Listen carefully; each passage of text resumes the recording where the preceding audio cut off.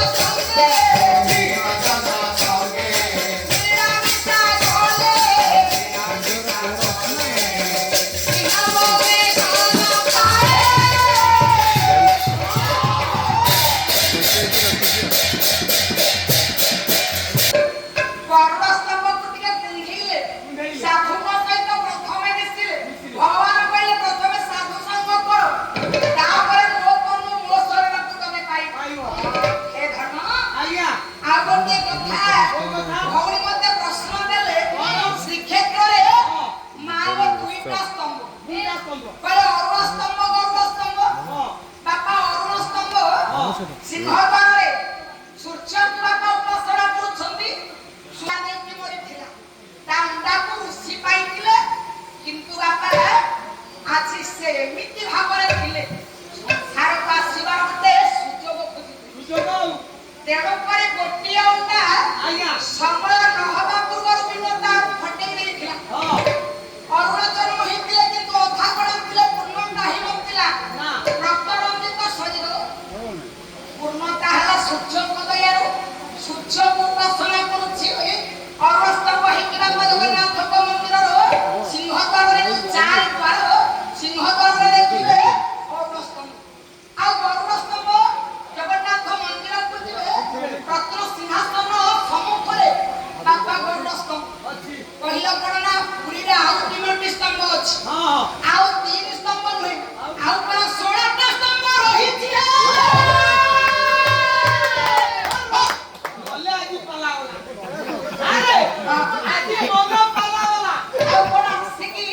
ସମାଲୋଚନା କରିବି, ତମେ କହୁଛ କାହିଁକି ମାଧବ ନା କହିବ? ଜୟ ଦୁର୍ଗା ମାଧବଙ୍କୁ ତ ମାଙ୍କ ବନ୍ଦାପନା କରି ମୁଁ କାହିଁ ଦୁର୍ଗାଙ୍କ କଥା କହିବି? ଚାରି ମାଧବ କାଲି ମତେ ପଚାରିଥିଲି, ଶ୍ରୀ ମାଧବ, ଭୂ ମାଧବ, ନିଆଳି ମାଧବ, ଦୁର୍ଗା ମାଧବ, ଚାରି ମାଧବ। ଆଉ ତମେ ସସ୍ମିତା ବାବୁଙ୍କୁ ପଚାରିବି, ଜଗତସିଂହପୁର ବାପାରେ କଟକରେ ଜନ୍ମ, ମାଛଗାରେ ମୁଁ ବିବାହ। ଜଗନ୍ନାଥ ସଂସ୍କୃତି ହଉଛି ସଂସାର ପୁରାଣ ଶାସ୍ତ୍ର। ଜଗତସିଂହପୁର ଜିଲ୍ଲା ବାଣୀକ୍ଷେତ୍ର ସାରଳା ମାଙ୍କ ପୀଠ। ମାଙ୍କ ଆଶୀର୍ବାଦ ଆମ ଉପରେ ଅଛି। ଜଗତସିଂହପୁର ଜିଲ୍ଲାର ନାଁ ରଖିଛି। ଏଇ ଜଗତସିଂହପୁରରେ ମୋ ଚୁଇ ଜଳିବ ନା ଚଣ୍ଡିଖୋଲ,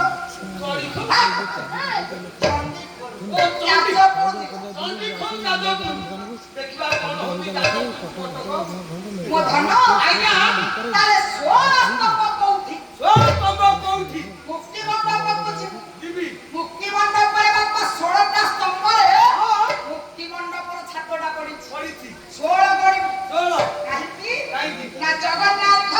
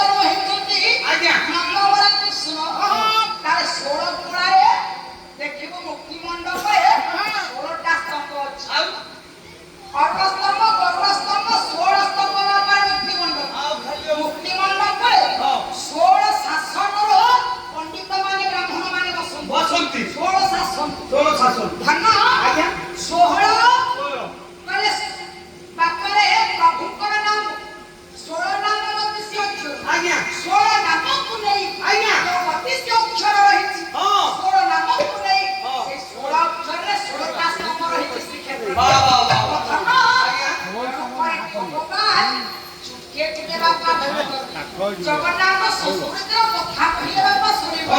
ପୁଣି ମହାଭାରତକୁ ଟିକେ ଯିବା। ପ୍ରଥମ କଥା ଟିକେ ସାରିବା।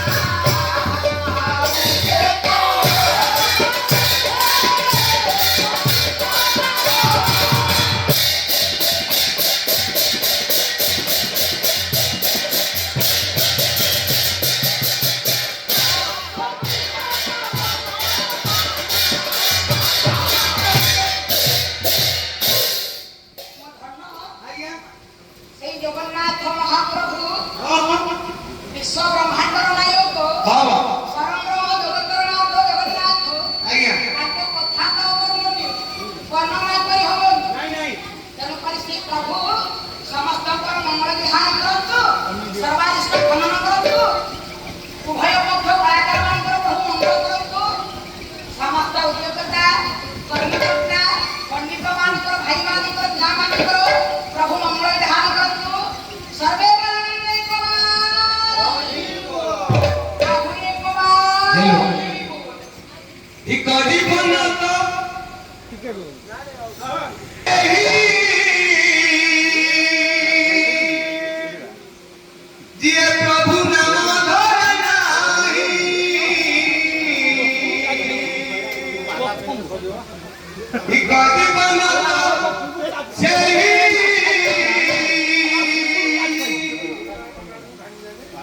प्रभु नाम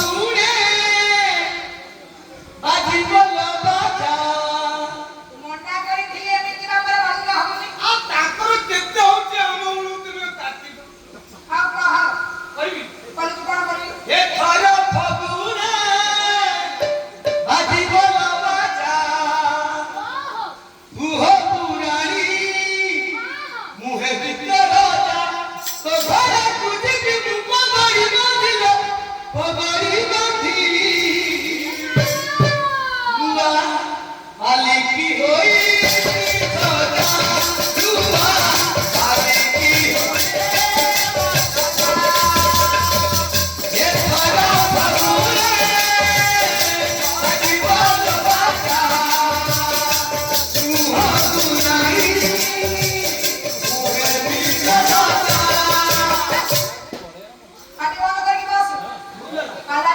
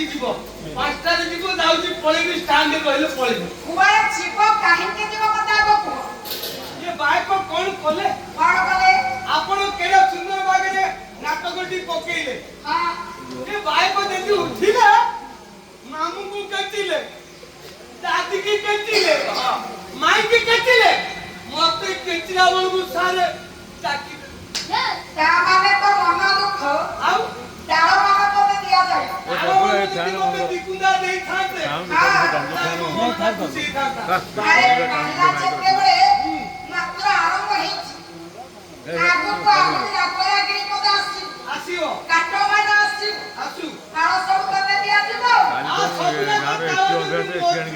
हां बस बस पोड़ पिठा करी खाइबो पोड़ पिठा हम झियो बाईती एबो सब पहले उपस्थित करो आज्ञा साहित्य अनुरागी बाला प्रेमी पुराण इतिहास सुमर पंडित मंडली मातृस्थानीय भगिनीस्थानीय कल्याण पई ममता पई अक्षरना मातृसेवंती मोर महामान्य आज्ञा आज्ञा एवं मोर आगामी भविष्य मोर पुनाकुनि पिला माने तारे पाल्लार इतिहास ए हे पाल्लार परंपरा हां पाल्लार चिराचरित कथा कुमाल पालन करी पंडित मानक निकटरे आज विश्व वस्त्र बसाण पदटा देछि हेला काहेकि ना प्रथम पक्ष गायिका जेउ बाटरे जीव द्वितीय पक्ष गायिका सही बाटरे जीव ठीक महाभारत विषय चालिथिला हां तेणु करे आमे सेही महाभारत विषय आलोचना करिबा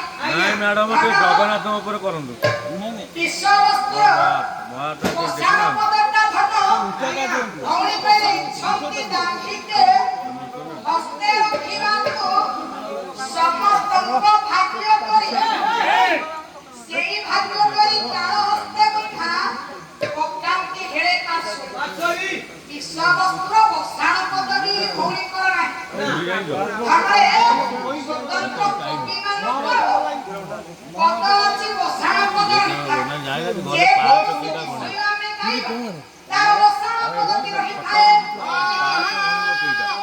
କଏ ମହାଭାରତ ପରେ दीदी टिके କଣ ଏଠି ଭୁଲ କଲାଣି ଧନ ଷୋହଳ ଶବ୍ଦକୁ ଟିକେ ଭାଇ ମୋର ଲେଖନ୍ତୁ କଣ ଅଙ୍ଗାନି एके ବେଦ दुई ବେଦ ବାପା ହେଲା ଚାରି ରୁ ଶ୍ୟାମ ଚତୁର କଣ ଅଙ୍ଗାନି ଅଙ୍ଗ ହଉଥିବା ପାଞ୍ଚ ବ୍ୟାକରଣ ନିରୁକ୍ତି ଛନ୍ଦ କିସ ଏସବୁ ବାପା ଅଙ୍ଗ ହଉଛି ଛଅ ଗଳ୍ପ ନିର୍ଗୁଣ ଛଅ ଏକ ଚାରି ଛଅ ଚାରି ଦଶ ଅଙ୍ଗାନି ବେଦ ଚତୁର କଲେ ମୀମାଂସା से देई पारे तुम ना ମୀମାଂସା कोन करो ଆପଣ ଯୋଉ ଚାକିରି କରି ପଚାରି ସେ ବାଣ୍ଡ କଣ ବାବା ବାପା ମିଶିକେଲା ଇଏ ହେଲା ଧନସୁ କଣ ଗୋଟେ କଥା ଅଛି ଯେ ବାରମ୍ବାର ଶୁଣିଲେନି ଭଉଣୀ ପାଖରେ ଥିଲେ ମତେ ଛାଡ଼ିବାକୁ ଶାସ୍ତ୍ର ଆଦି ପ୍ରମାଣ ଦେଇଛି କଲେ ସୁରା ବାର ବନ୍ଧନୀ ବିରାଧି କଲେ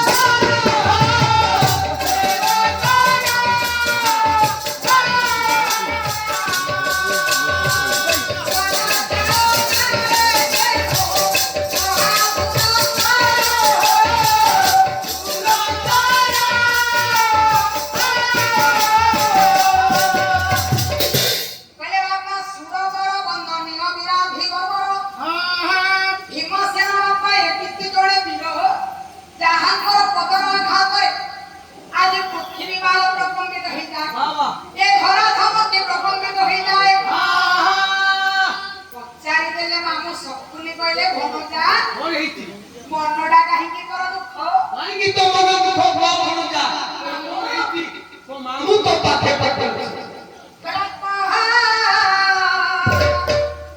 କି କାରଣେ ପୁତ୍ର ମୁଖ ମାରିଲା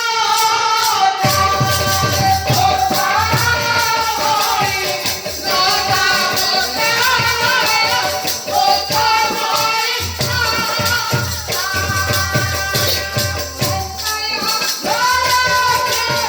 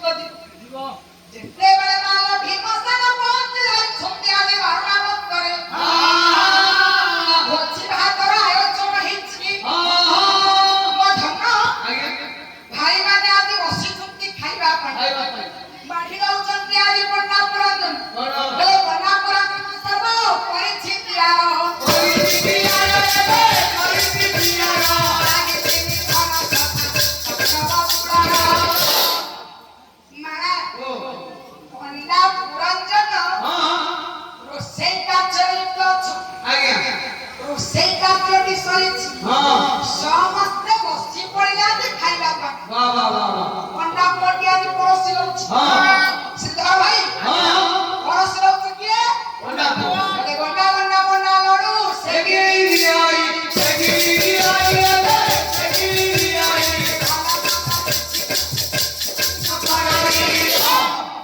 ବୋଲେ ପଣ୍ଡା ପୁରା ନେଲୁ ହଁ ମାନେ ଏମିତି ଭାବରେ ତିଆରି କରିଛନ୍ତି ହଁ ଗଣ୍ଡା ଗଣ୍ଡା ମଣ୍ଡା ଲଡୁ ଭୀମସେନ ବାପା ଆଜି ଖାଇଲେ ଖାଇଲେ ଶେଷରେ ହଁ ପଣା ବାପାରେ ଦିଆଯାଉଛି ପଣା ପଣା ବୋଲେ ହଣ୍ଡା ହଣ୍ଡା ପଣା ଖାଇଲେ ସର୍ବଦେବ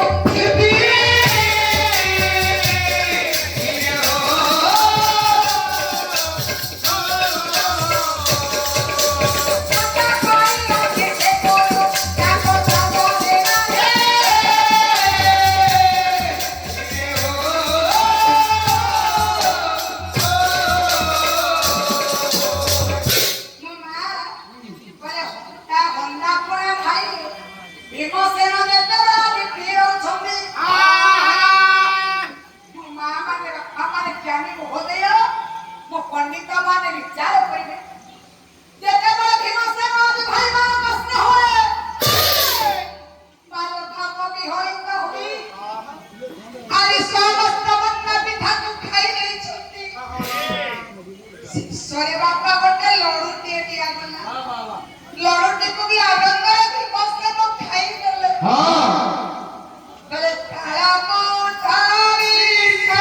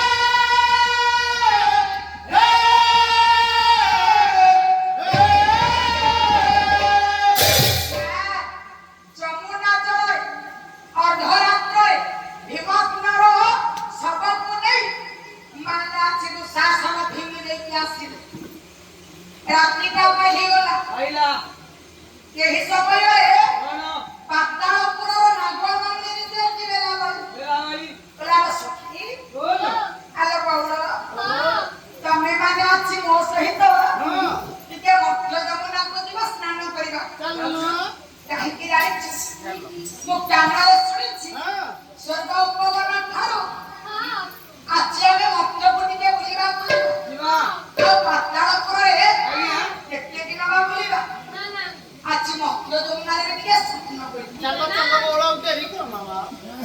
ଧନ ଯେତେବେଳେ ମାନେ ଅଛି ମର୍ତ୍ତ୍ୟମଣ୍ଡଳରେ ପହଞ୍ଚିଗଲେ ନଦୀରେ ସ୍ନାନ କଲା ବେଳକୁ ମାର ଭାସି ଆସୁଛି ଆଜି ଗୋଟିଏ ସବୁ ସଖୀ ଦେଖିଲୁ ଜଳ କେହି ଜଣେ ଆଜି ତଳ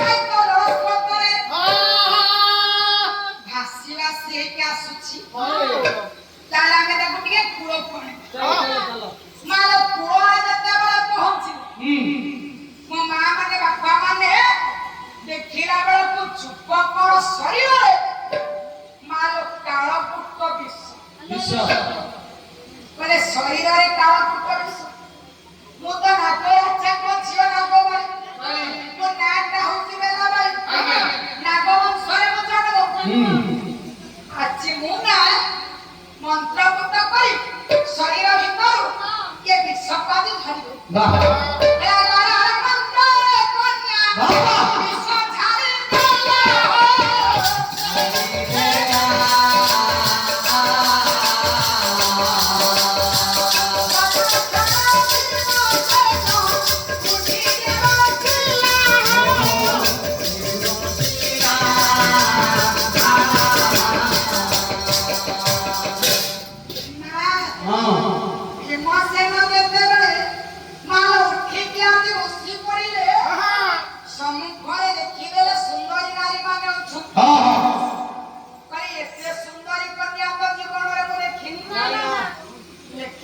स्वभाव कवि गंगाधर मेहर कौन लिखिले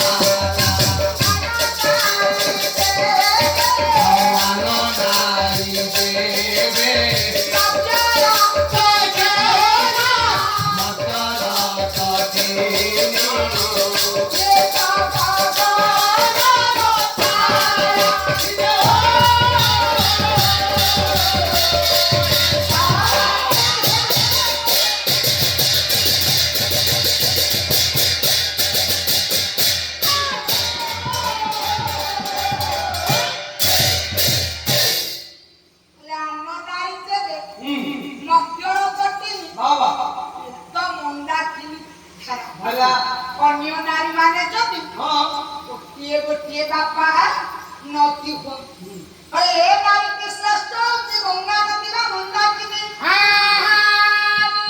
बोले अन्य नारी के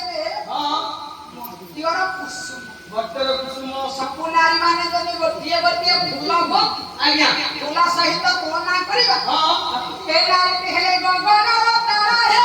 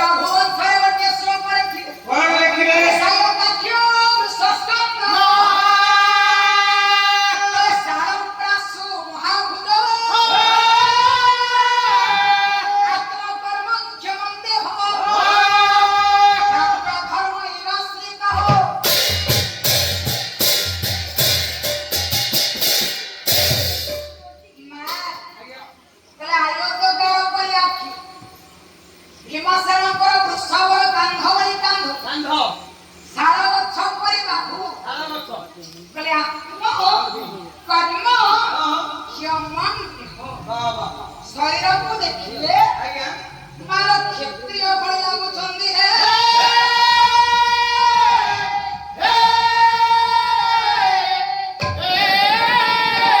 ଶିଶିର ବାବୁ ତାର କ୍ଷତ୍ରିୟ ଗୁଣ କଣ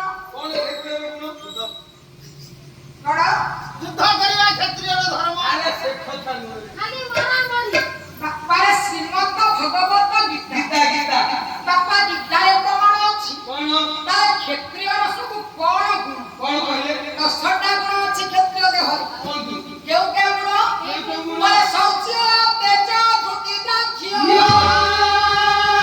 ଯୁଦ୍ଧେ ପ୍ରିୟ ପରାୟଣ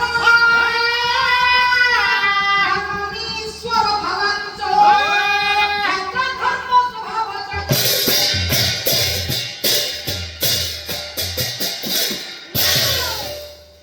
ସତ୍ୟବନ୍ତ ତେଜବନ୍ତ ଆଜ୍ଞା ନ୍ୟାୟବନ୍ତ ଧର୍ମବନ୍ତ ପରୋପକାରୀ ଈଶ୍ୱର ଭାବନା ସଦା ସର୍ବଦା ମାର ସୂର୍ଯ୍ୟ କ୍ଷେତ୍ରରେ ମରି କହିଥିବେ ପଛେ ପଳା ମୁଁ ନଈ କୂଳରେ ପଡ଼ିଛି ମୋ ଦେହ ସାରା ବାଲି ତମେ ଡାଇରେକ୍ଟ ସବୁ ଝିଅ ମାନେ ଏଠି ମୋ ପାଖରେ ବସିଛ ତମେ କଣ କହିଲଣି ମତେ ବିବାହ କରିବା ପାଇଁ ଦୟାକରି ଆପଣ ମତେ ବିବାହ କରନ୍ତୁ। ନା ନା ମୋ ଭାଇ ମାନେ ମତେ ଅପେକ୍ଷା କରିଥିବେ ହେଲେ ମୁଁ ଏଠି ଭୋଜି ଭାତ ଖାଇବାକୁ ଆସିଥିଲି ହେଲେ ଦେଖିଲା ବେଳକୁ ନଈ କୂଳରେ ମୁଁ ଏଠି ପଡ଼ିଛି ମୋ ଦେହ ସାରା ବାଲି ଦେଖ ଭଉଣୀ ମୁଁ ଆପଣଙ୍କୁ ବିବାହ କରିବାକୁ ଚାହୁଁଛି। ନାଇଁ ଭଉଣୀ ଆପଣ ମତେ ବିବାହ ନ କଲେ କଣ ସତ କହୁଛି ମୁଁ ଆତ୍ମହତ୍ୟା କରିଦେବି। ଭୀମା ଚିନ୍ତା କଲେ କଣ କଲେ ନାରୀଟି ଯଦି ମତେ ଉଦ୍ଧାର କରିଛି ଆଜ୍ଞା ମତେ ଜୀବନ ଦାନ ଦେଇଛି ମୁଁ ତାକୁ ମାଲ ବିବାହ କରିବି। ଗାନ୍ଧର୍ବାରୀ କିଏ ମାଲ ଯେତେବେଳେ ବେଲାବାରୀକୁ ଭୀମସେନ ଆସି ବିବାହ କଲେ ମୁଁ କାଲି ବି କହିଛି ଆଜି ବି କହୁଛି ସମାଜ ଶିକ୍ଷା ପାଲା ମାଧ୍ୟମରେ ରହିବା ଆବଶ୍ୟକ। ଆଉ ଆପଣ ମାନଙ୍କର ଶାସ୍ତ୍ର ବାପା କହିଲେ କଣ କହିଲେ? ନାରୀର କର୍ତ୍ତବ୍ୟ ହେଉଛି ସ୍ୱାମୀ ସେବା। ଦେବା ବେଲାବାରୀ ଆଜି ପାତାଳପୁରରେ ସ୍ୱାମୀକୁ ନେଇ ସ୍ୱାମୀର ସେବା କରୁଛି କରୁଛି କାହିଁକି ନା ନାରୀର କର୍ତ୍ତବ୍ୟ ହେଉଛି ମାର ସ୍ୱାମୀର ସେବା। ଦେବା କରିବା କଥା ଆରେ ଶ୍ରୀଧର ଭାଇ ଆଜ୍ଞା ସେବା କରିବା ଅଛି ହଁ କାହିଁକି ସେବା କରିବା କାହିଁକି କରିବା ନା ନାରୀର ସର୍ବସ୍ୱ ହେଉଛନ୍ତି ତାଙ୍କର ସ୍ୱାମୀ ସ୍ୱାମୀ ନାରୀର ଦେବତା ହେଉଛନ୍ତି ସ୍ୱାମୀ। ମାର ଭାଗବତରେ ଜଗନ୍ନାଥ ଦାସ କହିଛନ୍ତି କଣ କହିଲେ ସ୍ୱାମୀ ଗୁଣ ମାନିବ ବା ବା ହୀନ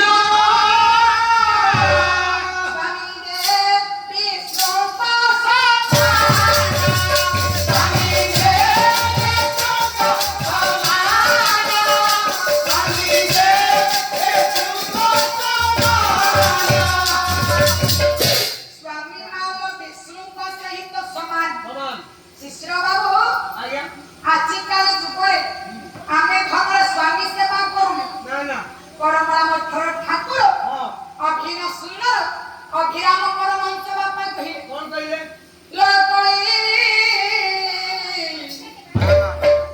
ପତିବ୍ରତା ନାରୀ ମାନେ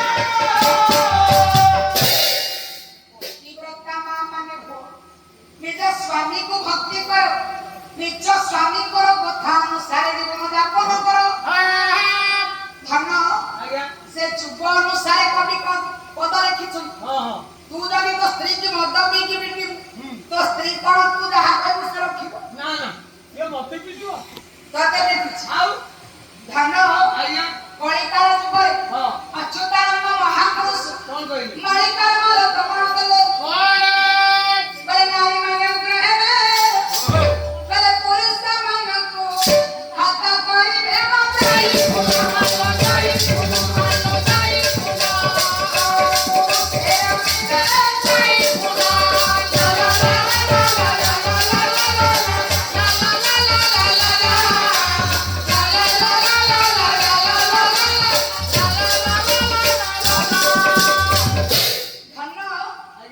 ପ୍ରଥମ ପକ୍ଷରେ କଥାଟିକୁ ଏମିତି ଭାବରେ ଭୁଞ୍ଜାଇକି ରଖିଥିବ ଏମିତି ଦିନ ପ୍ରଶ୍ନ ଦେଇକି ଯାଇଥିବ ଲୋକମାନଙ୍କର ଆଗ୍ରହ ଆର ଗାୟିକା କଣ ତା ଉତ୍ତର ଦବ କି କଣ ବହିଟାକୁ କରିବ ହଁ ଆମେ ଯଦି ପ୍ରଥମ ପର୍ଯ୍ୟାୟରେ ଶସ୍ତା କଥା କହିବା ଲୋକମାନେ କାହା କଣ ଆଉ ଅଛି ଯେ କଣ ଗାୟିକା କହିବେ କଣ କହିଲେ କଥାଟା ବାପରେ ହଁ ଧନ ଆଜ୍ଞା ତେଣୁ କରି ସୁନ୍ଦର କଥା ବିଷୟବସ୍ତୁଟି ଏମିତି ଜାଗାରେ ରଖନ୍ତି ପ୍ରଥମ ପକ୍ଷରେ ଦ୍ୱିତୀୟ ପକ୍ଷରେ ଭଉଣୀ କଣ କହିବ ବୋଲି ଦର୍ଶକଙ୍କର ଇଚ୍ଛା ଥାଏ ଟିକେ ଶୁଣି ଶୁଣିବା ନା ନାଇଁ ହଁ ହଁ ଆଉ ତୁମେ ତ ଶସ୍ତା କଥା କହିଥିବ ମଞ୍ଚଟାକୁ ଡୋହଲେଇ ଯାଇଥିବ ହଁ ନାଟ ତାମସା କରିକି ହଁ ମଞ୍ଚ କଣ ବାପା ରଖିବ ଆଉ ଶୁଣ ଧର କଣ ଆଉ ଶୁଣିବି କହିଲା ନାରୀ ମାନେ ଉଗ୍ର ହେବେ ହଁ ପୁରୁଷ ମାନଙ୍କୁ ହତ୍ୟା କରିବେ ସ୍ୱାମୀ କି ବାପା ଆଉ ମାନିବେନି ଏ ଆଉତି ସାରେ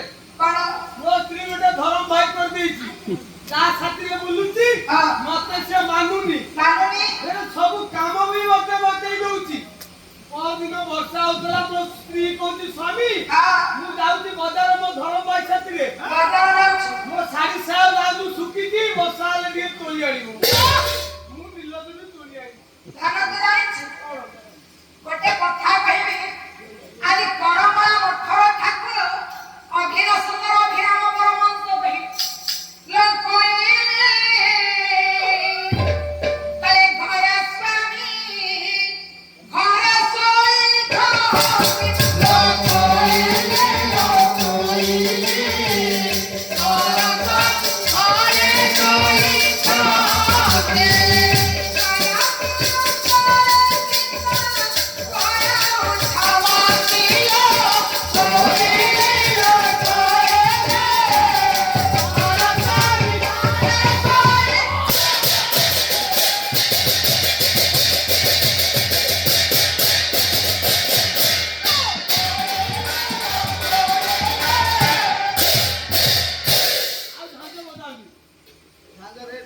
ଧାନ ବଦାମି ଧାନ ଫୋଟା ଧାନ କହିଲେ କୋଇଲି ଆଜ୍ଞା ଘର ସ୍ୱାମୀ ଘରେ ଶୋଇଛନ୍ତି ଘର ସ୍ୱାମୀ ପରପୁରୁଷଙ୍କୁ କିମ୍ବା ଓଳାଉଛନ୍ତି ଧନ ଆଜ୍ଞା ଏ ତ କଳିକାଳ ଯୁଗ କଳିଯୁଗ ମା ଓଲଟା ଯୁଗ ଓଲଟା ଭଲ କଥାଟା ମନ୍ଦ ଲାଗିବ ମନ୍ଦ କଥାଟା କଳି ଯୁଗରେ ଭଲ ଲାଗିବ ଭଲ ଲାଗିବ ତୁ ଭଲ କଥା କହୁଥିବୁ ବାପାରେ ଗ୍ରହଣ ଯୋଗ୍ୟ ହବ ନା ନା ମନ୍ଦ କଥା କହିବୁ ବାପାରେ ଆଜିକାଲି ଭଲ ଲାଗିବ ଆଉ ସେ ହଉଛି ଆଉ ସମୟଟା ସେଇ ସମୟରେ ପହଞ୍ଚିଛି ଆଜ୍ଞା ମୋ ଧନ କହୁନ ତଥାପି ଏ ସମାଜକୁ ନେଇ ଜନ୍ମ ହେଇଛେ ମାନେ ତ ବଞ୍ଚିବା ନା ଆଉ ବଞ୍ଚିବ ଶିଶିର ବାବୁ ଆଜ୍ଞା ସାର୍ ତାର ନାରୀର କର୍ତ୍ତବ୍ୟ ସ୍ୱାମୀ ସେବା ସେବା ଆଜିକାଲି ବାପାରେ ଆମେ ସ୍ୱାମୀ ସେବା ମାନୁ ନା ଆପଣମାନଙ୍କର ଶାସ୍ତ୍ର କହିଛି କଣ ପୁରୁଷ କିଏ ଚିନ୍ତା କରୁଛି ହଁ ସ୍ୱାଧୀନକେ ମୋହିନୀ ରାଜକେ ବାନ୍ଧିନୀ ନାକେ ତୋକେ ରହୁନାକେ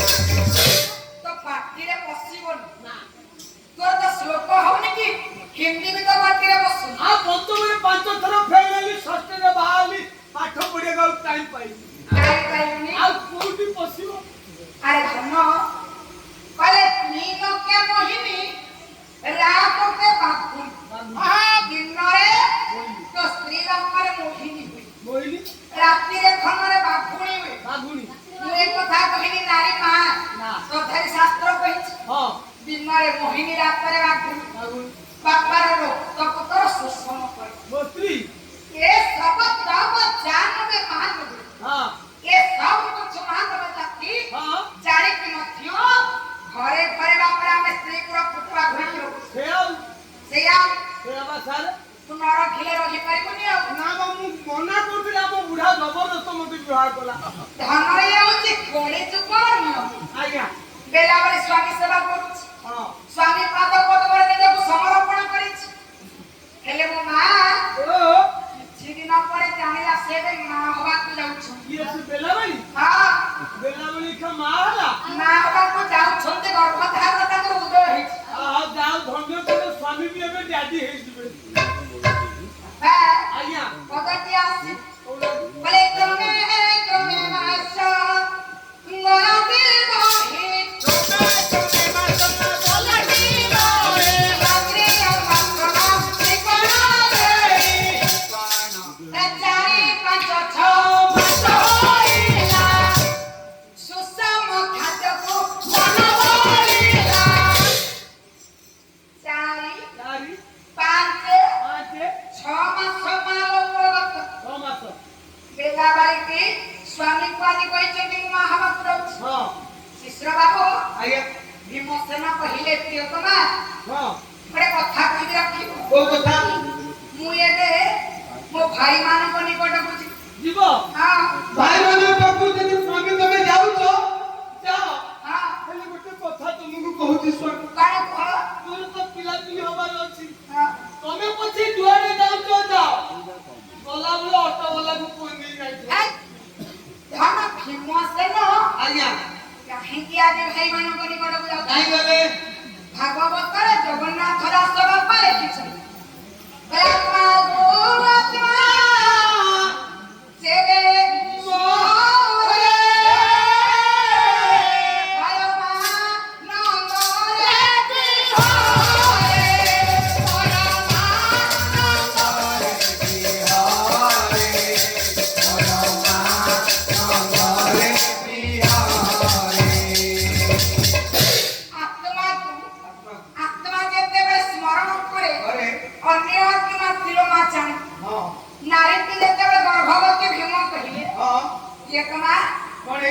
ତେବେ ଭାଇମାନଙ୍କ ନିକଟକୁ ଯିବାକୁ ପଡ଼ିବ।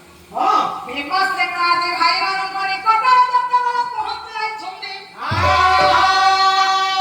ସମୟ ବାପା ଗଡ଼ି ଚାଲୁଛି। ଆଜ୍ଞା ସାତ ଅଷ୍ଟ ନବ ବର୍ଷ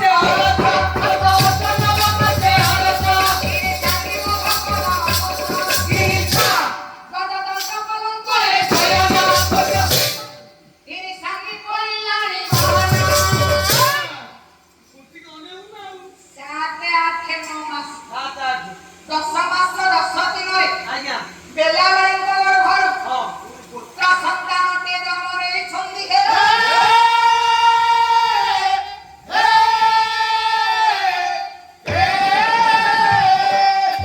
କେବଳ ବାପା ଭୀମସେନ ଭାଇମାନଙ୍କ ନିକଟରେ ବେଲାବେଳଙ୍କର ପୁତ୍ର ସନ୍ତାନଟିଏ ଜନ୍ମ ନେଇଛି। କହିଲେ ପୁଅର ନାଁ ଦେବି ମୁଁ। କଣ ମୋ ସ୍ୱାମୀ ନାଁ ହେଲା ଭୀମସେନ, ବିମର୍ଶନ ମୋ ନାଁ ହେଉଛି ବେଲାବେଳୀ, ମୋ ପୁଅର ନାମ ରହିଲା ବେଲାଳସେନ। ବେଲାଳସେନ ପୁଅ ବାପା ବେଲାଳସେନ ଜନ୍ମ ନେଇଛି। ହଁ ସମୟ ତ କାହାକୁ ଅପେକ୍ଷା କରୁନି। ନା ନା ଦ୍ୱିତୀୟ ଠାକୁର ଗଲା ନା ବେଶୀ ସମୟ କଥା ନବାନି। ନାଇଁ ନାଇଁ 12 ବର୍ଷର ଯେତେବେଳେ ପୁଅ ଉପଗତ କହିଲା ଏ ମା ମା ତୋ ପାଖରେ ମୁଁ ସବୁଦିନ ଅଛି। ମା ହଁ ଏଟା ମୁଁ ସବୁଦିନ ଦେଖୁଛି ମା ସବୁଦିନ ମୁଁ ତେତେ ଦେଖୁଛି ହେଲେ ମୋ ବାପାଙ୍କୁ ତ ମୁଁ ଦିନେ ଦେଖୁନି ମା ମୋ ବାପା କିଏ କହ ମା ତୋ ବାପା ହଉଛନ୍ତି ଭାରତର ଦ୍ୱିତୀୟ ବୀର। ଭାରତ ମଧ୍ୟରେ ଥିବା ଦ୍ୱିତୀୟ ପାଣ୍ଡବ ଭୀମ। ମା ମୋ ବାପା ଆଦିତ୍ୟ ବୀର ଭୀମସେନ କାରେ ପୁଅ ହେଲେ ମୋ ବାପା କୁଆଡେ ଗଲେ ମା ମୋ ବାପାଙ୍କୁ ମୁଁ କେତେ ଦିନ ହେଲା ଦେଖିନି ମା ତୋ ବାପା ଏବେ ମୃତ୍ୟୁ ପରେ ମା ହେଲେ ଭୀମସେନ ଯେତେବେଳେ ମୋ ବାପା ବୋଲି ଜାଣିଦେଲେ ବେଲାଳସେନ ମୋ ଜ୍ଞାନୀ ମହୋଦୟ ଆଜ୍ଞା ଦିନକର କଥା କଣ ବେଲାଳସେନ ଶୁଣିବାକୁ ପାଇଲା। କଣ ପାଇଲା କହିଲା ତମକ ବାଇଦା କବିବର ରାଧାନାଥ ରାୟ ରାଧାନାଥ ରାୟ କବିଙ୍କର ଲେଖା ଆସିବା ଆଜ୍ଞା ଅଳଙ୍କାର ଆସିବା ସବୁ ନିହାତି ଧନରେ ଆବଶ୍ୟକ। ହଁ ହଁ ସବୁଠି ବାପାରେ କ୍ଷୀର ବିକ୍ରି ହୁଏ, ନା କୋଉଠି କୋଉଠି ମଦ ବିକ୍ରି ହୁଏ। ଆଜ୍ଞା ବାପାରେ ଆଜିକାଲି ମଦ କିଣିବା ବାଲା ଅଧିକ, କ୍ଷୀର କିଣିବା ବାଲା କମ। ଆଉ କ୍ଷୀର 50 ଟଙ୍କା ହେଲେ କିଏ କିଣିବ କବିଙ୍କ ନାଁ ଥାଉ କି ନଥାଉ ହଁ ବାପାରେ ଓ କିନ୍ତୁ ପାଲ୍ଲାର ଓଜନ ଥାଉ କି ନଥାଉ ହଁ ତଥାପି ବାପାରେ ଆମେ ପାଲ୍ଲାକୁ ଭଲ ପାଉ। ଭଲ ପାଉଛୁ ତଥାପି ମୋ ଧର୍ମ ଶୁଣ ଆଜ୍ଞା କବିବର ରାଧାନାଥ ରାୟ ଲେଖି କଣ କହିଲେ ଚମକ ବାଇଦା ବାଜିଲେ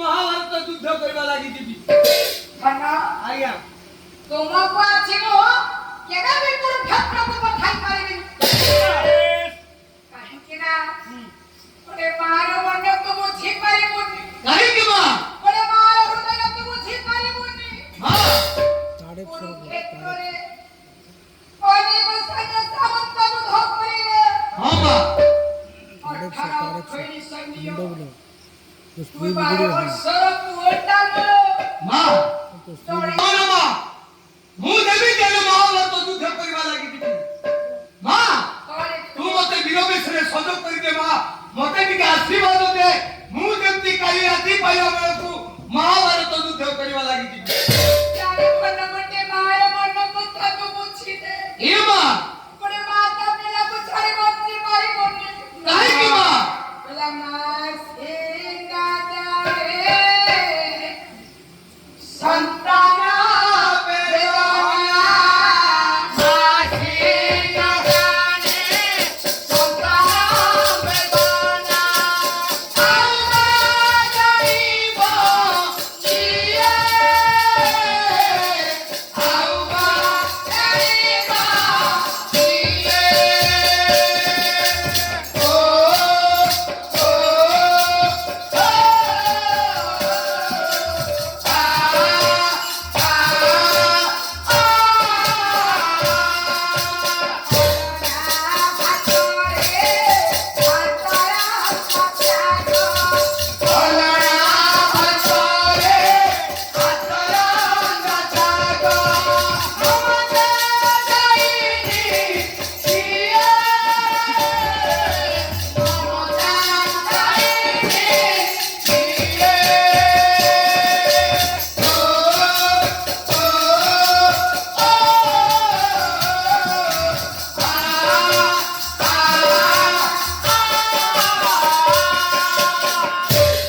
मां चाड़ी पारे पिलार पुण्य कथा आज्ञा ना बुझी पारे पिलार हृदय कथा मां ठारू दुनियारे केही बड़ नाहंती लो मां ना ना आपण मानकर हां माया धर मानसिनी मां लिखिछन कोन कहले मां दुनियारे काहीकी बड़ काई की बड़ो सुनंतु मो मां मान कोन प्राण तो भाई दिए जन्म देछि हां ଯାହା କଲେ ଘରେ ନାହିଁ ଦୋଷ ଯାହା କଲେ ଘରେ ନାହିଁ ଦୋଷ ଯାହା କଲେ ଘରେ ନାହିଁ ଦୋଷ ଯାହା କଲେ ଘରେ ନାହିଁ ଦୋଷ ଯାହା ଭକ୍ତି ଦିନ ଧର୍ମୀ କରିବ ଇଏ ତ ମୋର ଗୋଟା ଯାକ ଇଏ ତ ମୋର ଗୋଟା ଯାକ ये ठीक है ବୋଲେ ଅଙ୍କ ଫାଡ଼ି हम तो भाड़ी की ଯିଏ ଧନରେ ଜନ୍ମ ଦେଇଛି ସିଏ ଧନରେ ଦୋଷ ଧରିବ दोस्तों भारी भारी ତୁ ଯେତେ ଭୁଲ କର हां ମୋ ଧନଟା ଦାও वो ମା ମନଟା ମା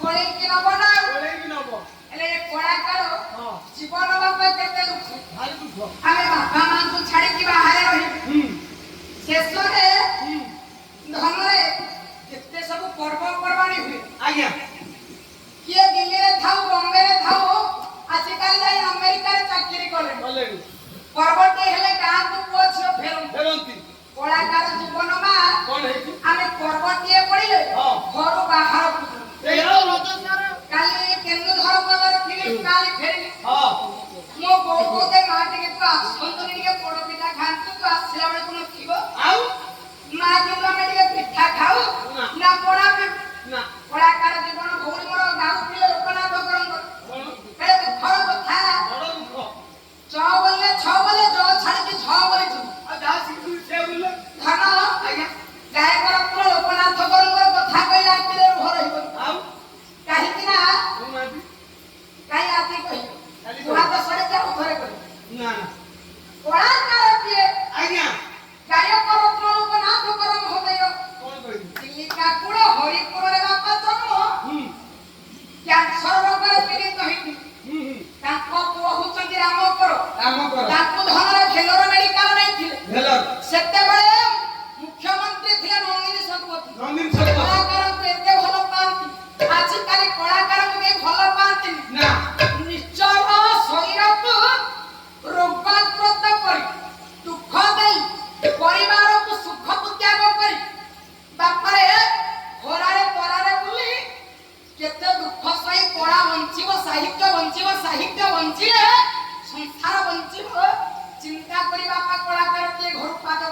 ଆରେ କିଏ ବାପ ସମ୍ମାନ ଦଉଛି କିନ୍ତୁ ନନ୍ଦିନୀ ଶତପଥୀ ସେତେବେଳେ ଦେଇଥିଲେ 50,000 ଟଙ୍କା ହଁ, ହଁ। 1,000 ରାଶି ହଁ ପାଲା କଳାକାରଙ୍କୁ ସେତେବେଳେ ରାଜା ମାନେ ଗୌରବ ପୁରା ହଁ ହଁ 300 ବର୍ଷର ଅନୁଷ୍ଠାନ ମାନେ କେତେ ପୂର୍ବରୁ ଗାୟକ ମାନେ ଥିବେ ଯିବେ ରାଜରାଜୁଡ଼ା ଅମଳରେ ହୁଁ ପାଲା ହଉଥିଲା ରାଜସଭାରେ ପାଲା ହେଲେ ଜମି ସୁନା ଦାନ କରି ଦଉଥିଲେ ହଁ କୋଟି କୋଟି ସ୍ୱର୍ଣ୍ଣ ମୁଦ୍ରା ଦାନ ଦେଇଥିଲେ କଳାକାରଙ୍କୁ ଗାୟକ ମାନେ ସେଠୁ ଗାୟକ ରତ୍ନ ଲୋକନାଥ କରମ ହୋଦ ଭେଲୋର ମେଡିକାଲରେ କାନ୍ଦୁଥାନ୍ତି ହଁ ଡାକିଲେ ନର୍ସଙ୍କୁ କହିଲେ ମା ଆରେ ପାଲା ଗାଉଥିଲା ଆଉ ଗାଇ ପାରୁନି ନା କ୍ୟାନ୍ସର ରୋଗରେ ମୁଁ ପୀଡ଼ିତ ହଁ ଗୋଟେ କଥା ମା ମନେ ପଡୁଛି କଳାକାର ଦୁଃଖ ପୁଅ ଜାଣ କଣ ସବୁ ପରେ ସେ ପାଲା ଗାଇଲେ ହଁ ତା ପରିବେଷଣ କଲେ ସେ ଖୁସି ଆଉ ମାକୁ 6 ମାସ ହେଇଗଲାଣି ପାଲା ଗାଇ ପାରୁନି ନା ହାତରେ ଚାମର ଧରି ପାରୁନି ନା ନା କାନ୍ଧରେ ନିଶାଣ ନେଇ ପାରୁନି ନା ଆମେ ସିନା ଏବେ ଗାଡ଼ିରେ ଟାଙ୍ଗି ଦଉଛୁ ନିଶାଣ ହଁ ସେତେବେଳେ ଗାୟକଟି କାନ୍ଧରେ ଧରୁଥିଲା ନିଶାଣ ହଁ ଚାମର କାନ୍ଧରେ ପକଉଥିଲା ଚାଲି ଚାଲି ଯାଉଥିଲା ପାଲା ଗାଇବ ଯୋଉଠି ପାଲା ଆଉ ସେତେବେଳେ ପାଲାବାଲା ସେଇଆ ଆଉ ସେତେବେଳେ ପାଲା ବାଲା କଣ ସମସ୍ତେ ଚାଲୁ ହଁ କିନ୍ତୁ ଧନ ଏବେ ପାଲାବାଲା ଅଟୋ କହିଲେ ଆସୁନା ବାପାରେ ବୋଲର କାର କଲ ଆମର ଖାଲି ଅଟୋରେ ଆମେ ପଡିଛୁ ନା ଅଟୋ ଆମର ଭଲ ଫଟଫଟ ହଉ ପଛେ ଚାଲୁ ମୋ ମା ଆଜ୍ଞା ଆଜ୍ଞା ମୋ ଧନ କହୁନାହାନ୍ତି କଳାକାର ଜୀବନ କୁହନ୍ତୁ ଟିକେ ମୁଁ ଗୋଟିଏ ପଦାର୍ଥ ମାତ୍ର ଗାଉଛି ଆପଣ ବିପଦ ଗାଆନ୍ତୁ ନାଇଁ ମାତ୍ର ଗାଉଛି ଗୋଟିଏ ପଦ ଅନୁରୋଧ ହେଲେ ଗାଇବା କାଲି ହଁ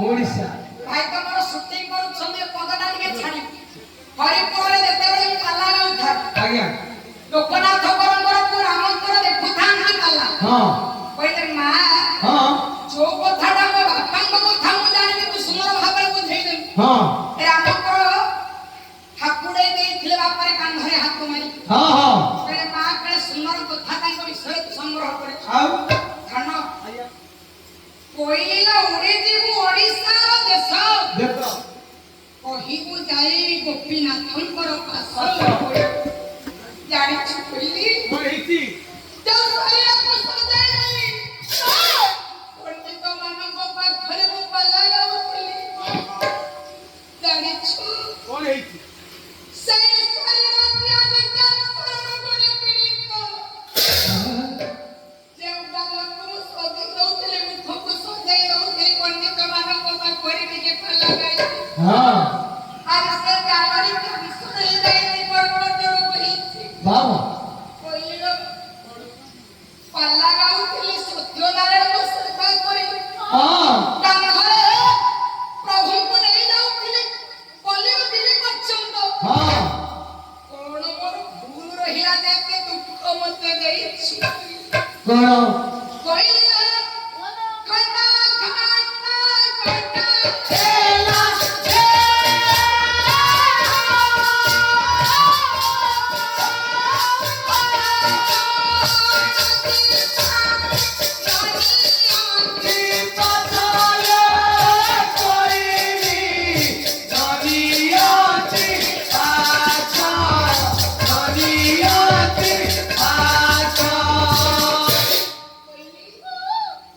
ଶରୀରଟା ଆଜି ଖଣ୍ଡ ଖଣ୍ଡ ହେଇକି ଗୋଟା ହେଇଛି ହଁ ଯୋଉ ଶରୀରକୁ ଏତେ ଭଲ ପାଉଥିଲି ନୂଆ ନୂଆ ପୋଷାକ ପିନ୍ଧୁଥିଲି ହଁ ଭଲ ଖାଦ୍ୟ ଖାଉଥିଲି ହୁଁ ସଜେଇ ଦେଇକି ଦର୍ଶକଙ୍କ ଆଗରେ ପାଲା ଗାଉଥିଲି ହଁ ଆଜି ସେଇ ଶରୀରଟା ଖଣ୍ଡ ଖଣ୍ଡ ହେଇକି ଗୋଟା ହେଇଛି ବାବା ବାବା ଜାଣିଛୁ କହିଲି କଣ ହେଇଛି କହିଲି ନା ବାଲା କହିଛ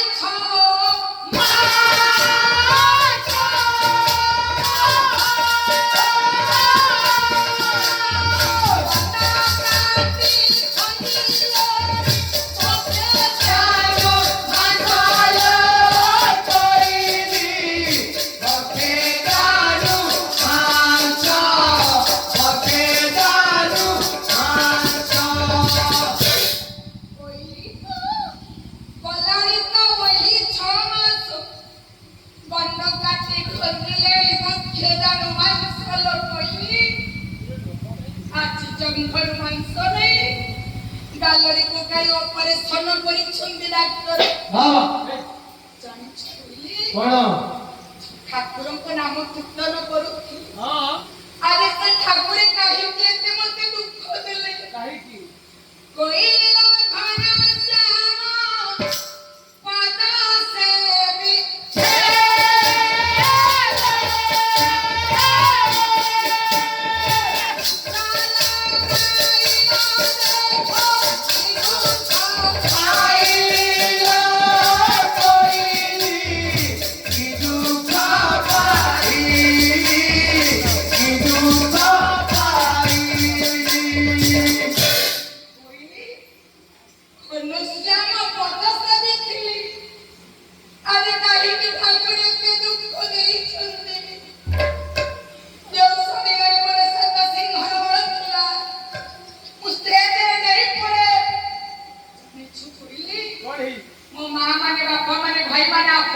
ଚିନ୍ତା କରନ୍ତୁ।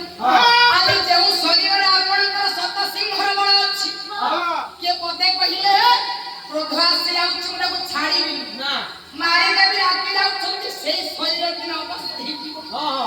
ସେଇ ଶରୀରଟା ମାର ଟିକେ ଉଠିବି ବସିବି ବୋଲି ଟିକେ ଭାବୁଥିଲେ ବଳ ପାଉନଥିବ ବାପା। କେତେ ଦୁଃଖ ଜୀବନ କାୟକର ଲୋକନାଥ ମହୋଦୟ କହିଥିଲେ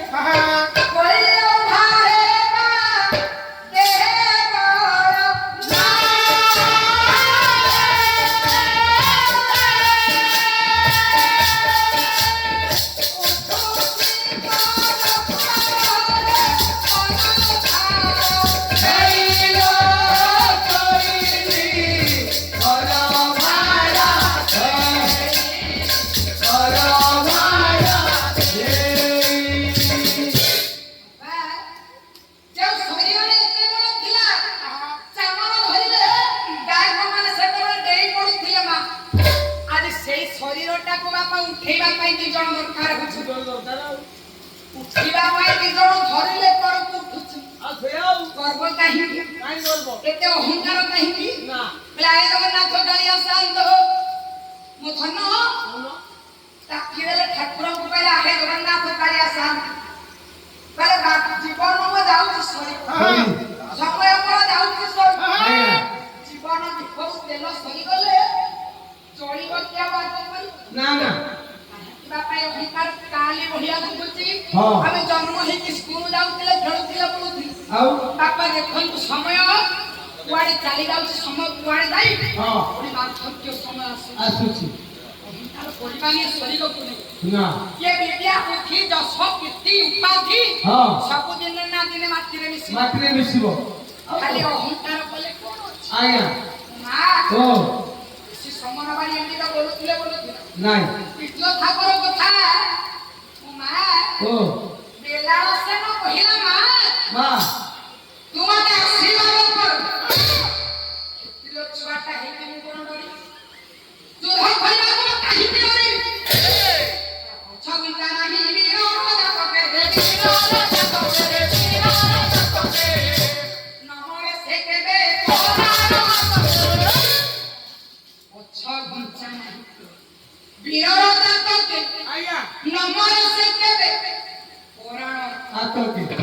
କ୍ଷତ୍ରିୟଟା ଚୁପରେ ବାପା ମରିଛି କିନ୍ତୁ ମରିବାକୁ ସେ ମରିବନି, ଯୁଦ୍ଧ କରିବାକୁ ଯିବ।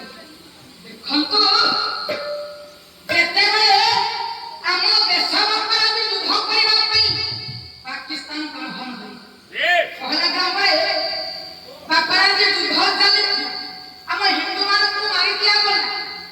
ପୁଣି ବାପାରେ ଯୁଦ୍ଧ କରିବା ପାଇଁ ଆମର ପ୍ରିୟ ସନ୍ତାନ ମାନେ ଯବାନ ମାନେ ଡରିଲେ ଯୁଦ୍ଧ କରିବାକୁ ଗଲେ କାହିଁକି ନା ତାଙ୍କ ରକ୍ତ ବି ସେମିତି ମରିବେ ପଛକେ ପଛ ଘୁଞ୍ଚା ଦେବେନି। କ୍ଷତ୍ରିୟ ରକ୍ତ ବି ସେମିତି ଯୁଦ୍ଧ କରିବାକୁ ମାର ପାଖ ଧୂଳିକୁ ମସ୍ତକରେ ଧରି ମାରାରେ ଯୁଦ୍ଧ କରିବାକୁ ଯେତେବେଳେ ସେମାନେ ଅଛନ୍ତି ମା ପାଖରୁ ଆଣିଲେ ତୀରଟା କହିଲା ମା ମୋ ସାଥିରେ କିଛି ନା ହର ଗଲା ସେନ ଗଲା ବେଳକୁ ଗୋଟେ ନଦୀ କୂଳରେ ପହଞ୍ଚିଛୁ। ବାବା 12 ବର୍ଷର ପୁଅଟା ହାତରେ ବାନ୍ଧିଲ। ଆଜି କହିଲେ ରାତି କହିଲେ ତ ଯୁଦ୍ଧ হবে বা ମହାଭାରତ ଯୁଦ୍ଧ। ଏବେ କାହିଁକି ବାପା ମହାଭାରତ ଯୁଦ୍ଧ କ୍ଷେତ୍ରକୁ ଯାଉଛି? କିନ୍ତୁ 60 କିଲୋମିଟର ଆଣିଛି। ଆଣିଛି ପଥର ଉପରେ ବସି ତୀରକୁ ମୁନିଆ କରିବ। ତୀରଟାକୁ ବେଲାଳ ସେନା ବାପା ପଥର ଉପରେ ବସିଛି। ଆଜି ରାସ୍ତାରେ ଆଣିଥିବା ତୀରଟିକୁ ଯେତେବେଳେ ଘର୍ଷଣ କରୁଛୁ ରାତ୍ର ଅର୍ଧ ସମୟ ପଥର ଆଉ ଲୁହାର ଘର୍ଷଣ। ଭାଇ ପଥର ସହିତ ଲୁହାକୁ ଘଷିଲେ ଘର୍ଷଣ କଲେ ନିଆଁ ସୃଷ୍ଟି ହୁଏ। ନିଆ ହୁଏ ଯେତେବେଳେ ଅର୍ଦ୍ଧରାତ୍ରରେ ବେଲାଳ ସେନା ନଦୀ କୂଳରେ ପଡ଼ିଥିବା ପଥର ଉପରେ ବସି ତୀରଟିକୁ ମୁନିଆ କରୁଛି। ନିଆଁ ଉଦ୍ଗୀରଣ ହେଲା ଶୂନ୍ୟକୁ। କୁରୁକ୍ଷେତ୍ରରେ 4 ଜଣ ଶୋଇନଥିଲେ। ବାପା କୁରୁକ୍ଷେତ୍ରରେ ଆଜ୍ଞା 4 ଜଣ ଶୋଇନଥିଲେ। 4 ଜଣ ଶୋଇ ନଥିଲେ। ଦେଖନ୍ତୁ ବାପା ଆଜ୍ଞା କୁରୁକ୍ଷେତ୍ରରେ ରାତି ବାহিଲା ଯୁଦ୍ଧ ହବ। ହଁ ପାଣ୍ଡବ ପକ୍ଷ ବାବା ପାଣ୍ଡବ ଅଛନ୍ତି, ହଁ କୌରବ ପକ୍ଷ କୌରବମାନେ ଅଛନ୍ତି। ଯୁଦ୍ଧ ରାତି ପାଇଁ ଆରମ୍ଭ ହବ। ବେଲାଳ ସେନା ତୀର ଘୋଷିଲା ବେଳେ କୁରୁକ୍ଷେତ୍ରରେ 4 ଜଣ ଶୋଇନାହାନ୍ତି। ସେ 4 ଜଣ କିଏ? ସେ କିଏ 4 ଜଣ କିଏ? ମୁଁ ଜାଣିଛି କିଏ? ମଶା ମାଛି ପାଲାବାଲା କୁକୁର ପାଲାବାଲା କୁକୁର। ଦେଖେଇଛୁ ଆଜି ଘଣ୍ଟେ ହେଲେ କିଛି ଆଉ କହୁନି ପାଲାବାଲାକୁ କୁକୁର କହୁଛୁ? ଚୁପଚାପ ହେଇ ବସିଲେ ମୋ ପଇସା କଣ କଟି ଯାଉଛି? ମୁଁ କାହିଁକି ଚମର ଚମର ହେବି? ଜାଣିଛି ତୁ ହଉଛୁ ମନ ମୋଟିଆ। ମୋ ମନ ମୋଟିଆ ମନ ଯଦି ଥରେ ଭାଙ୍ଗିଗଲା ତତେ ଉଠେଇବା ସହଜ। କଳା ଲାଇନ ବା ସେଇଆ ଯଦି ଚାଲିଥବ ମନ ଭାଙ୍ଗିଲେ ପୁରା ଡାଉନ। ଆରେ ଶୁଣୁ କଣ 4 ଜଣ ହଉଛନ୍ତି କିଏ? ମଶା ମାଛି ପାଲାବାଲା କୁକୁର ମଶା ମାଛି ପାଲାବାଲା କୁକୁର ମଶା ମାଛି ପାଲାବାଲା ଓ କୁକୁର। ଆଉ ଓଟା କହିନି ବୋଲି ପାଲାବାଲା କୁକୁର କହିଦେଲି ତମେ। ପାଲାବାଲା କୁକୁର ଲଗେଇକି କହିଲେ କଣ ଶୁଣ? ନାଇଁ ନାଇଁ ମଶା ମାଛି ପାଲାବାଲା ଓ କୁକୁର। ରାତି ହେଲେ ମଶା କୁଟି ଦବ। କୋଉଠି ମଶା ଖାଲି ଭୁଁ ଭୁଁ ହବ ତମେ ଶୋଇଲା ବେଳେ? ମାଛି କିଛି ଦବନି। ମାଛି କୋଉଠି ବି ହବ? ପାଲାବାଲା ଦିନରେ ଶୋଇବେ ରାତିରେ ରହି। ରାତିରେ ଲଢୁଥିବେ। ଆଉ କୁକୁର ଦିନରେ ଶୋଇବ ରାତିରେ ଭାଉ ଭାଉ ଆଉ ଭାଉ ଭାଉ। ଆରେ ଧନ ଆଜ୍ଞା 4 ଜଣ ଶୋଇ ନଥିଲେ। କାହାକୁ ରାତିରେ ନିଦ ହୁଏନି। କାହାକୁ? ଚିନ୍ତାଗ୍ରସ୍ତ ନର ନର ଯାହାର ଚିନ୍ତା ଥିବ ବାପା ତାକୁ ରାତିରେ ନିଦ ହବ। ଏ ଆଉ ଚୋରି କରିବା ପାଇଁ ଯାହା ମନ ଥିବ ଚୋରକୁ ରାତିରେ ନିଦ ନିଦ ହବ। ହବନି। ରୋଗୀ ଯିଏ ରୋଗୀ ମାର ରୋଗ ଦେହରେ ଥିବା ରାତିରେ ତାକୁ ନିଦ ହବ। ନିଦ ହବନି। ଚୋରା ବୃତ୍ତି କରିବାକୁ ଯିଏ ଚାହେଁ ଆହା! ରାତି ହେଲେ ତାକୁ ନିଦ ହୁଏ ନାହିଁ।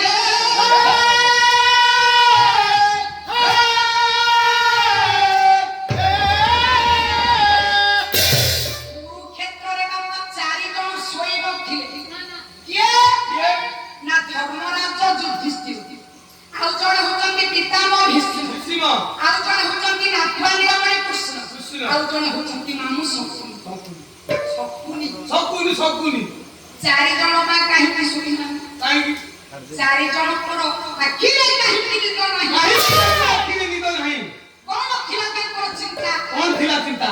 ଚିନ୍ତା ଥିବାରୁ ନିଦ ନାହିଁ। ହଁ 4 ଜଣଙ୍କର କଣ ଥିଲା ଚିନ୍ତା ଯେ କଣ? କୁରୁକ୍ଷେତ୍ରରେ 4 ଜଣ ଶୋଇ ନଥିଲେ? ପ୍ରଥମେ ଦେଖିବା ଧର୍ମରାଜ ଯୁଧିଷ୍ଠିର। କଣ? ସେ ତ ଧର୍ମର ଅବତାର, ନ୍ୟାୟର ଅବତାର।